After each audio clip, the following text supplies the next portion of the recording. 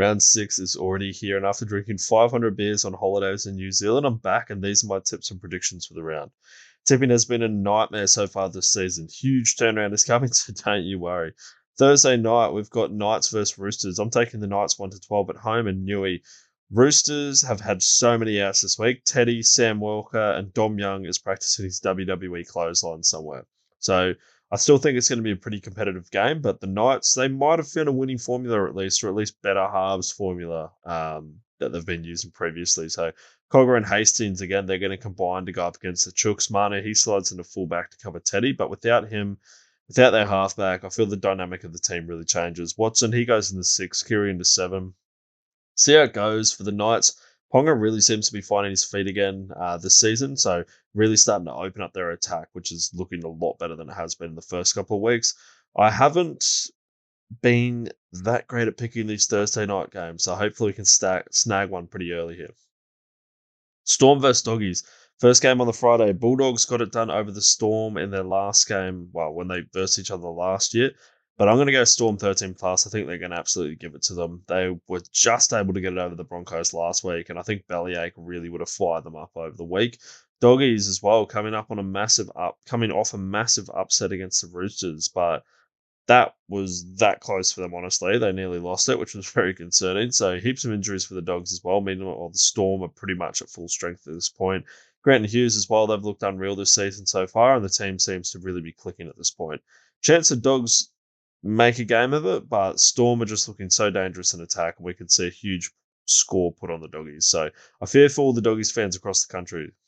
Broncos versus Dolphins, a big Queensland derby again. So Finns, they did not go so well against the Broncos last year. I think they're going to have something to prove. In saying that, though, I'm back on my boys 13 plus the Broncos to get it done. So I'm not sure how much more stress that I can take seeing Renault go down, and not having him definitely hurts a little bit, but we get Jock Madden, so take that how you will. He can do a job. He's just not my captain. I don't know if he's going to be the half of the Broncos forever moving forward, but we'll see. Huge getting Reece Walsh back, though, this week. Tristan as well managed to keep his spot. He goes onto the bench. So that just had some serious danger in the attack. So I cannot wait to see Tristan, Walsh, and Ezra all link it up. That's going to be awesome. Also, getting Corey Goats back on the wing with Marinate out with a back injury. Big Zav Willison also comes back into the side, which is great for us as well. So Dolphins have been firing to start off this year, but they've arguably had a fairly easy run so far in comparison to teams like the Broncos, who have probably had one of the more tougher, challenging draws so far. So I think with Renault going down last week, Broncos probably would have got it done over the Storm. So no reason why they can't get up and get things done against the Dolphins this week. So Dolphins, they've also got some significant outs, and I think across the park, the Broncos will just be too good. Broncos seem to love this derby as well and really seem to stand up for it, so I'll be there when the boys put it on the Dolphins this week and put them to the sword. Waz versus Manly. This might end up being game of the round, honestly. So both of them coming off some juicy wins over the Rabbitohs and Manly knocking off Penrith. Both have been in good form so far this season and should make for a really competitive game. I'm going to go with the Waz 1 to 12, though. They've looked great week in, week out. Very unlucky that they haven't got more wins, to be honest. So tough game for Manly over New Zealand as well. Over in New Zealand, sorry. Chances back into the side now, as well as DWZ and Capewell coming back in from injury as well, just adds even more to the depth.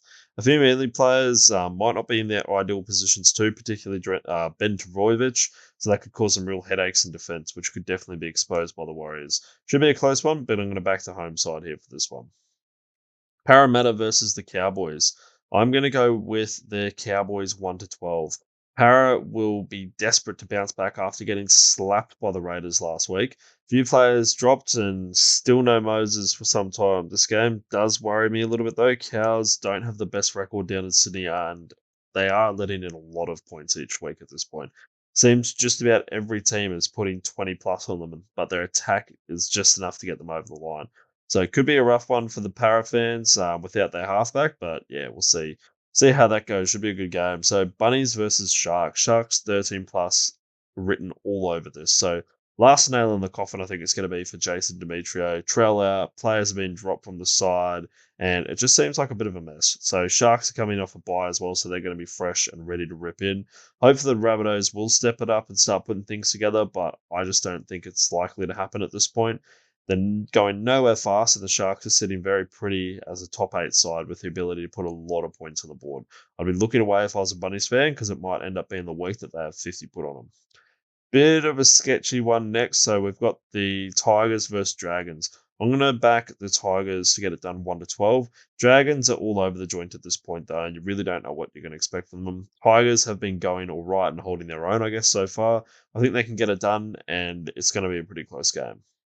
It's just been a real strange year so far, a really strange season with both of these teams, really. Winning against sides that on paper they probably have no interest winning against. So anyone's guess how this one could go.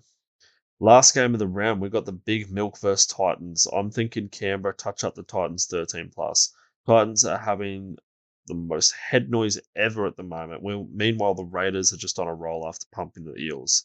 Few outs for the Raiders. Jordan Rapana, he's out, but Chevy Stewart, he's coming in for a stint in fullback, who's been an absolute gun in reserves as well. So Titans, they at least showed they've got some points in them last week, but I just don't think it's going to be enough against a Raiders team that's been firing across the park.